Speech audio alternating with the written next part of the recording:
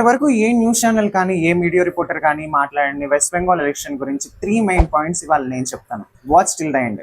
ఒకసారి మనం వెస్ట్ బెంగాల్లో బీజేపీ సపోర్ట్ గురించి చూసుకుంటే లాస్ట్ 3 ఎలక్షన్స్ గా 38% అండ్ 40%, 38% గా కన్సిస్టెంట్ గా ఉంది. దీన్ని బట్టి చూసుకుంటే వెస్ట్ బెంగాల్లో బీజేపీకి already stable and unchanging support already build అయిపోయింది. ఇంకా సెకండ్ పాయింట్ ఏంటి అంటే లాస్ట్ అక్టోబర్ లో కనుక చూసుకుంటే వెస్ట్ బెంగాల్ ఓటర్ లిస్ట్ లో 7,66,00,000 నేమ్స్ ఉన్నాయి. 91 lakh ఓటర్స్ ఎటుపోయినట్టు. లాస్ట్ అక్టోబర్ నుంచి ఏప్రిల్ వరకు చూసుకుంటే ముషీరాబాద్ లో 4.5 lakh ఓటర్స్, మాల్డాలో 2.5 lakh voters and North 24 Parganas లో 3.5 lakh ఓటర్స్ నేమ్స్ ని తీసేశారు. ఇవి 2021 మమతా బెనర్జీ విక్టరీలో కీ రోల్ ప్లే చేసిన డిస్ట్రిక్ట్స్.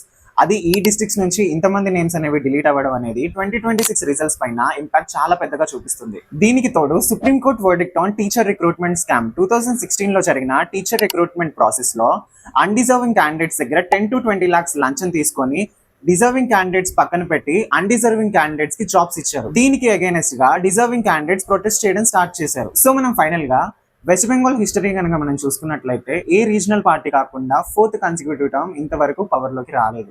ఇప్పటివరకు చూసుకుంటే stable vote share, recruitment scam and anti incumbency and massive voter deletion ఇవన్నీ కలిపి 4th మైన రిజల్ట్ ఏమవుతుందో చూడాలి. Let me know your views in comments. Follow for more political breakdowns. See you with next update.